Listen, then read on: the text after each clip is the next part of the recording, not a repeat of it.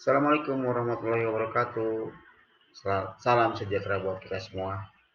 Perkenalkan, saya dari kelompok 14 dengan materi statistical process control. Dengan anggota saya sendiri, Rudi Hairul, dan rekan saya, Rosa Amelia. Baiklah, saya akan mulai mempresentasikan dari definisi statistical process. Statistik adalah seni pengambilan keputusan tentang suatu proses atau populasi berdasarkan suatu analisis informasi yang terkandung di dalam satu sampel dari populasi itu. Metode statistik memainkan peranan penting dalam jaminan kualitas. Metode statistik itu memberikan cara-cara pokok dalam mengambil sampel produk, pengajian serta evaluasinya, dan informasi di dalam data itu digunakan untuk mengendalikan dan meningkatkan proses pembuatan. Statistik adalah bahasa yang digunakan oleh insinyur pengembangan, pembuatan, pengusahaan, manajemen, dan komponen-komponen fungsional bisnis yang lain untuk berkomunikasi tentang kualitas. Dalam kurung Montgomery 1993. Menurut Heiser, SPC adalah sebuah teknik statistik yang digunakan secara luas untuk memastikan bahwa proses memenuhi standar. Semua proses tidak pernah luput dari hasil produk.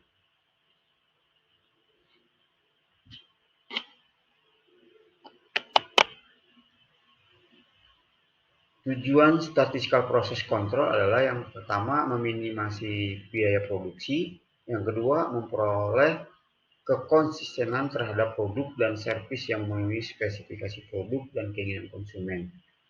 Dan yang ketiga, menciptakan peluang-peluang untuk semua anggota dari organisasi untuk memberikan kontribusi terhadap peningkatan kualitas. Dan yang keempat, membantu manajemen dan karyawan produksi untuk membuat keputusan yang ekonomis mengenai tindakan yang diambil dan dapat mempengaruhi proses.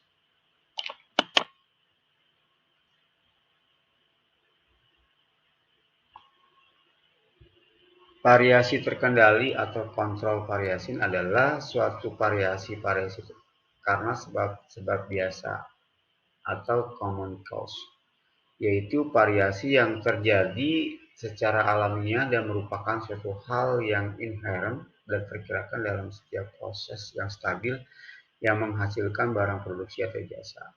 Hal-hal yang dapat digolongkan sebagai penyebab biasa atau common cause yaitu dapat mengakibatkan terjadinya variasi dalam suatu proses manufaktur.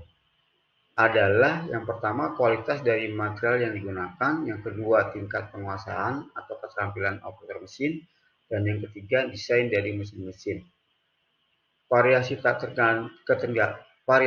terkendali atau uncontrolled variation adalah variasi karena sebab-sebab khusus atau special cause. Variasi yang terjadi bila suatu kejadian tidak normal masuk ke dalam suatu proses dan menghasilkan perubahan yang tidak diharapkan dan tidak dipikirkan sebelumnya. Hal-hal yang dapat dimasukkan sebagai penyebab khusus misalnya yang pertama putusnya aliran listrik, yang kedua mesin yang sudah tidak efektif dengan baik, yang ketiga bidang keterampilan yang berlain-lain. 7 alat bantu pengendalian kualitas dalam pengendalian proses statistikal atau SPC yang sering disebut juga sebagai 7 tools of quality control, yaitu yang pertama lembur pengamatan data atau check sheet. Lembar periksa adalah suatu formulir di mana item-item yang akan diperiksa telah dicetak dalam formulir itu, dengan maksud agar data dapat dikumpulkan secara mudah dan ringkas. Data itu sendiri merupakan unsur yang paling penting dalam pelaksanaan pengendalian kualitas. Dan yang B adalah grafik atau graph, merupakan tampilan visual data untuk merangkum data. Grafik tipe yang paling mudah dan cara terbaik untuk menganalisis, mengerti, dan mengomunikasikan data. Yang ketiga, diagram Pareto atau Pareto diagram. Diagram Pareto merupakan salah satu dari alat-alat statistik untuk mengidentifikasikan masalah dan menyusun prioritas. yaitu sebuah diagram batang yang merangkum dan menyusun data yang telah dikumpulkan pada checksheet.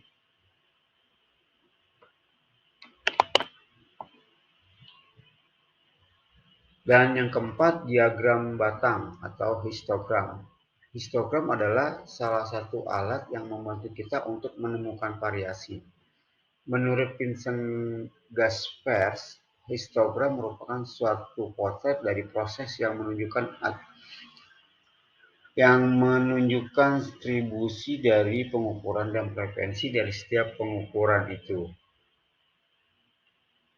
Program sebab akibat atau fishbone diagram. Suatu diagram yang menunjukkan hubungan antara penyebab dan akibat dari suatu masalah dan berguna untuk brainstorming karena dapat menyusun ide-ide yang muncul. Fishbone diagram lahir karena adanya kebutuhan akan peningkatan mutu atau kualitas dari barang-barang yang dihasilkan. Dan selanjutnya diagram pencar atau scatter diagram. Proses perbaikan kualitas kadang-kadang diperlukan eksplorasi terhadap hubungan antar dua variabel. Diagram scatter bertindak sebagai dasar untuk analisis statik yang disebut dalam analisis regresi yang menguji hubungan antara dua variabel atau lebih dalam bentuk matematis. Dan selanjutnya peta kendali atau control chart. Peta yang memetakan kualitas atau atribut ataupun variabel dari waktu ke waktu. Peta kendali juga umum disebut sebagai peta kontrol, diagram kendali atau diagram kontrol. Peta kendali berfungsi untuk melacak variasi dan perubahan dari suatu kualitas atau atribut atau variabel dari waktu ke waktu. Data yang disajikan pada peta tersusun berdasarkan waktu, semakin ke kiri maka data semakin lampau dan sebaliknya. Demikian presentasi saya kali ini, semoga bermanfaat untuk semuanya. Saya ucapkan terima kasih. Wassalamualaikum warahmatullahi wabarakatuh.